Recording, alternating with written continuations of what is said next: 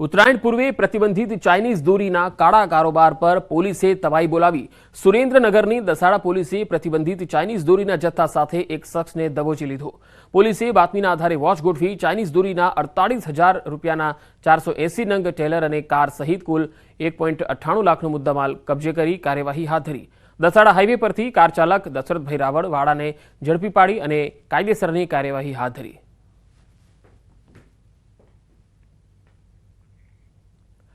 તો ઉત્તરાયણમાં પ્રતિબંધિત વસ્તુઓ વેચનારાઓ સાવધાન થઈ જજો। વડોદરાના માજલપુરમાં ચાઇનીઝ તુક્કલના જથ્થા સાથે બે ઝડપાયા। ઉત્તરાયણ પૂર્વે પ્રતિબંધિત તુક્કલનો કાળા કારોબાર માજલપુર પોલીસે બંને શખ્સોને ઝડપી અને કાર્યવાહી હાથ ધરી છે।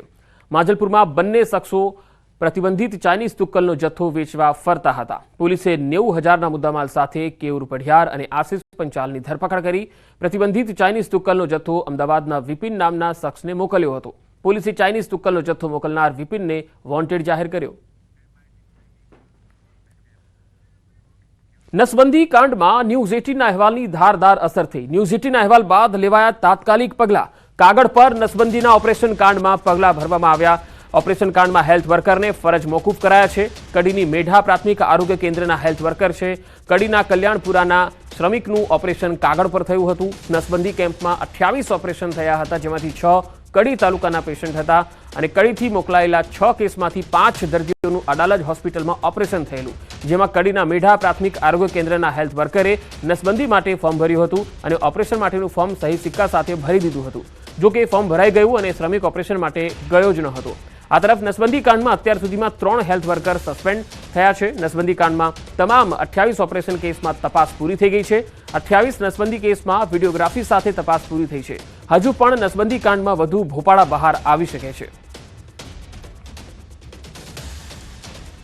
અમદાવાદના ખ્યાતિકાંડ બાદ સરકાર એક્શનમાં આવી છે અને PMJAY યોજનામાં પૈસાની લાલચમાં ગેરરીતિ આચરતા લોકો માટે નવી SOPની સર્વગ્રાહી સમીક્ષા હાથ ધરાઈ। જે સંદર્ભે આરોગ્ય મંત્રી ઋષિકેશ પટેલના અધ્યક્ષ સ્થાને ગઈકાલે સાંજે ગાંધીનગર ખાતે PMJAY એટલે કે જે PMJY યોજના છે જેની સમીક્ષા બેઠક યોજાઈ હતી, જેમાં PMJY અને મા યોજના અંતર્ગત એમ્પેનલ્ડ હોસ્પિટલ્સ માટે કાર્ડિયોલોજી, ઓન્કોલોજી એટલે કે કેન્સર અને નિયોનેટલ એટલે કે બાળરોગ સારવારની પ્રોસિજર માટેની નવીન SOP સંદર્ભે સર્વગ્રાહી સમીક્ષા હાથ ધરાઈ। આ બેઠકમાં સરકારી અને ખાનગી હોસ્પિટલના નિષ્ણાત તબીબો ઉપસ્થિત રહ્યા, જેમાં આરોગ્ય મંત્રીએ કહ્યું કે આ યોજનામાં પૈસાની લાલચમાં ગેરરીતિ આચરતા લોકો માટે નવીન SOPમાં કોઈ પણ અવકાશ ન રહે તેનું સંપૂર્ણ ધ્યાન રખાયું છે। મહીસાગરમાં સુજલામ સુફલામ કેનાલમાં ગાબડું પડી ગયું।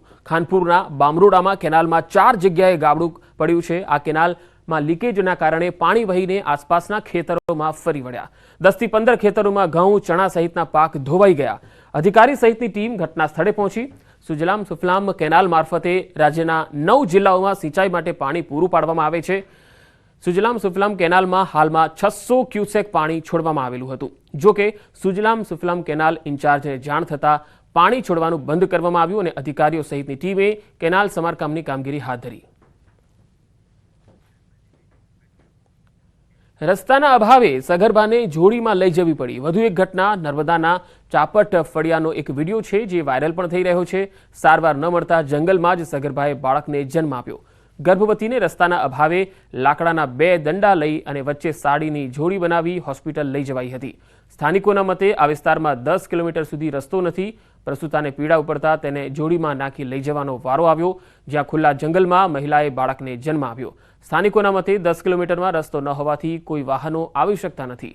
ચાપટ ગામમાં 3 પેટા ફળિયા છે, જેમાં ચાપટ ફળિયું, બીજું તિલખડી અને ત્રીજું ગમડ ફળિયું છે। 10 કિલોમીટર સુધી રોડ રસ્તાના અભાવના કારણે જે એક મહિલાની જે ડિલિવરી હતી તે રસ્તામાં આવતા ડિલિવરી થઈ ગઈ હતી। કારણ કે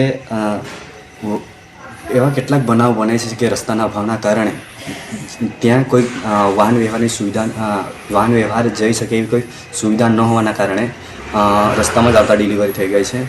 તો અમારી જે માંગ છે એ રસ્તો બનાવી આપે ગામની અંદર અને ગામની અંદર કોઈક આરોગ્યની સુવિધા મળે। ભાવનગર શહેરની સમસ્યાઓ પૈકી કોઈ મુખ્ય સમસ્યા હોય તો એ છે કંસારાની સમસ્યા. પછી તે નવીનીકરણની સમસ્યા હોય, શુદ્ધિકરણની સમસ્યા હોય કે પછી સજીવીકરણની સમસ્યા હોય. શહેરીજનો ત્રાહિમામ પોકારી ગયા છે. કંસારા પાછળ કરોડો રૂપિયાનો ખર્ચ કરાયો હોવા છતાં સમસ્યા હજુ એ જ છે. કંસારામાં ભરાઈ રહેતું ગંદુ પાણી અને ઉગી નીકળેલા ઝાડી ઝાખરાને કારણે ગંદકીનું સામ્રાજ્ય જામી ગયું છે. વર્ષ 2002થી કંસારા શુદ્ધિકરણની વાતો ચાલી રહી છે, પરંતુ હજુ પણ આ બાબતે ફક્ત વાતો જ થઈ રહી છે. શુદ્ધિકરણના નામે શૂન્ય જોવા મળી રહ્યું છે. અહીંયા સરકારે 52 કરોડ કંસારા સજીવીકરણ માટે ફાળવેલા. મહાનગરપાલિકા દ્વારા પણ 8.1 કિલોમીટર લંબાઈનો કંસારા પ્રોજેક્ટ પણ શરૂ થયો હતો, પરંતુ દબાણો અને જમીન સંપાદન નહીં થઈ શકવાના કારણે હજુ પણ કંસારા પ્રોજેક્ટ આજ દિન સુધી અધૂરો જ રહ્યો. કેટલાક ગંદા પાણીનો નિકાલ પણ કંસારામાં થઈ રહ્યો છે, જેથી મહાનગરપાલિકાના યોજના અને ડ્રેનેજ વિભાગ દ્વારા કંસારામાં આવતા ડ્રેનેજના પાણીને અટકાવવાનો પ્રયાસ કરાયો છે. આગામી દિવસોમાં સર્વે કરી અન્ય કંસારાના જતા ડ્રેનેજના કનેક્શન બંધ કરાવશે. ત્યારે કંસારાની સમસ્યામાંથી ક્યારે છુટકારો મળશે, આ એક મોટો યક્ષ પ્રશ્ન છે. કંસારા તો અમારે એક ચેરમેન સાહેબનો ડ્રીમ પ્રોજેક્ટ હતો. 6 વોર્ડ એવા છે કે એમાંથી કંસારો નીકળે છે અને સૌથી વધારે માંદગી ત્યાંથી ઉત્પન્ન થાય છે. સૌથી વધારે મચ્છરોનો ઉપદ્રવ ત્યાંથી થાય છે. કંસારા પ્રોજેક્ટ પૂરો કરવાની વાત દરેક મેનિફેસ્ટોમાં, ભારતીય જનતા પાર્ટીના મેનિફેસ્ટોમાં હોય છે. પણ આજની તારીખે ભાવનગરના શહેરીજનો 7 વોર્ડના એમાં હેરાન પરેશાન થઈ રહ્યા છે. હાલમાં જોવા જઈએ તો મચ્છરજન્ય જે રોગો છે, ડેન્ગ્યુ, ચિકનગુનિયા, મેલેરિયા વગેરેના નિયંત્રણ માટે આપણે વોર્ડ વાઇઝ ટીમો બનાવી છે. ગત વીકની વાત કરીએ તો કુલ 233 ટીમો દ્વારા 95,000 ઘરોની મુલાકાત લીધેલ છે, જેમાં કુલ 800 ઘરોમાં મચ્છરોના પોરા જોવા મળી આવે. આ તમામ ઘરોમાં આપણે અંદાજિત 3,50,000 જેટલા પાત્રો તપાસેલ છે અને 3,20,000 જેવા પાત્રોનો નાશ પણ કરેલ છે. કોઈ રેપેલન્ટ યુઝ કરવા જોઈએ, પૂરતા શરીર ઢકાય એવા કપડાં પહેરવા જોઈએ, ઉપરાંત લીમડાનો પણ ધુમાડો કરી શકાય છે. અને જનજાગૃતિ વિશે જોઈએ તો અમારા દ્વારા પત્રિકા વિતરણ કરવામાં આવે છે, ટીવી સ્ક્રોલિંગ કરવામાં આવે છે, રેડિયો જિંગલ્સ પણ ચલાવવામાં આવે છે. રાજ્યના વધુ સમાચારો પર નજર કરીશું. હાલ રોકાઈશું એક બ્રેક માટે.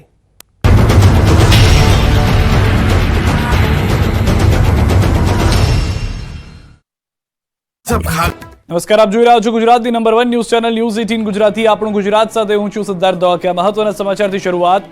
વાપી નજીક અમદાવાદ મુંબઈ નેશનલ હાઈવે પર દોડતી એક કારમાં આગ લાગી હતી. વાપીની એક ટ્રાવેલ એજન્સીની કાર પૂર ઝડપે વાપી તરફ આવી રહી હતી, જે મોહન ગામ ફાટક નજીકથી પસાર થઈ રહી હતી. એ વખતે જ કારના આગળના ભાગમાંથી ધુમાડાના નીકળવાની શરૂઆત થતા કાર ચાલકે તાત્કાલિક કારને થોભાવી કારની બહાર નીકળી ગયો હતો અને થોડી જ વારમાં કારનો આગળનો ભાગ આગની જ્વાળાઓમાં લપેટાઈ ગયો હતો.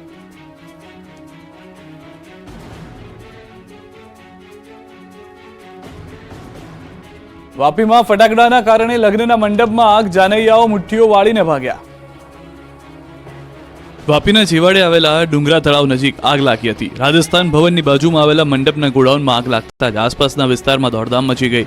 ઘટનાની જાણ થતાં ફાયરની ગાડીઓ તાત્કાલિક સ્થળ પર પહોંચી અને આગ પર કાબુ મેળવવા પ્રયાસ કર્યા. જે ગોડાઉનમાં આગ લાગી હતી તેની બાજુમાં એક લગ્ન સમારંભમાં લગ્ન લેવાઈ રહ્યા હતા અને જાનૈયાઓ લગ્ન માણવામાં મશગુલ હતા. એ સમયે જ ગોડાઉનમાં આગ લાગતા લગ્ન મંડપ